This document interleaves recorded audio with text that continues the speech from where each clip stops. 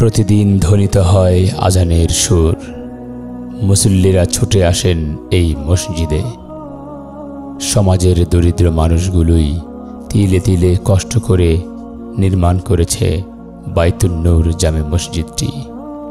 দেয়ালের ফাটল জানান দিচ্ছে তার অসহায়ত্বের কথা। মেঝেও এই ফাটলের বাহিরে নয়। মসজিদটির রয়েছে 10% জমি। নিয়মিত 10 থেকে 15 জন মুসল্লি জামাতে নামাজ আদায় করেন। আল্লাহর দরবারে দোয়া করেন যেন এই মসজিদটি একটি সুন্দর নতুন ভবনে পরিণত হয়। পূর্ব কাজীবাকাই পূর্ব খান্দলি বাইতুন নূর জামে মসজিদ।